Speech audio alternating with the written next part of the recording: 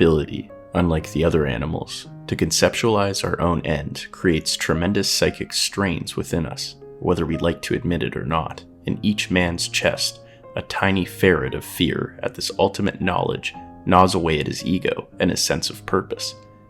We're fortunate, in a way, that our body and the fulfillment of its needs and functions play such an imperative role in our lives. This physical shell creates a buffer between us and the mind-paralyzing realization that only a few years of existence separate birth from death. If man really sat back and thought about his impending termination and his terrifying insignificance and aloneness in the cosmos, he would surely go mad, or succumb to a numbing sense of futility.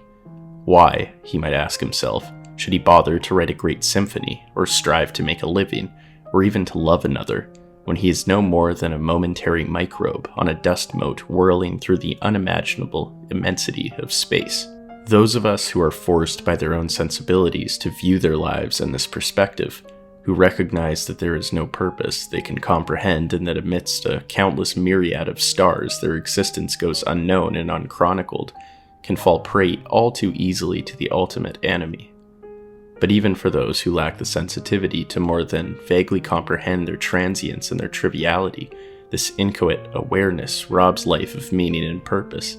It's why the mass of men lead lives of quiet desperation, why so many of us find our lives as absent of meaning as our deaths.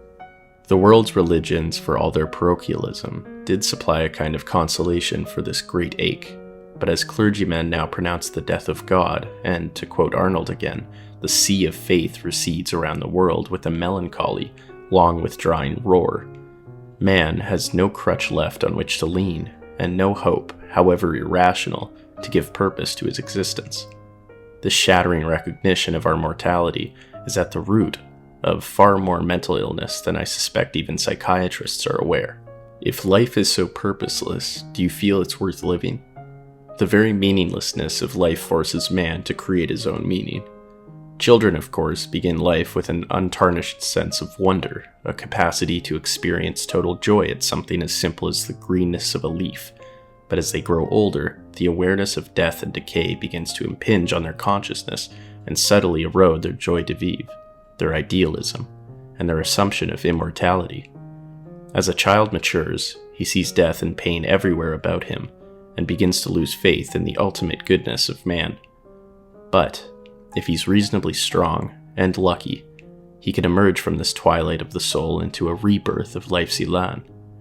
Both because of and in spite of his awareness of the meaninglessness of life, he can forge a fresh sense of purpose and affirmation. He may not recapture the same pure sense of wonder he was born with, but he can shape something far more enduring and sustaining. The most terrifying fact about the universe is not that it is hostile, but that it is indifferent.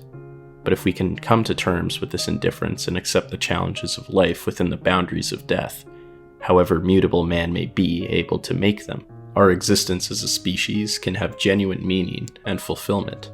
However vast the darkness, we must supply our own light.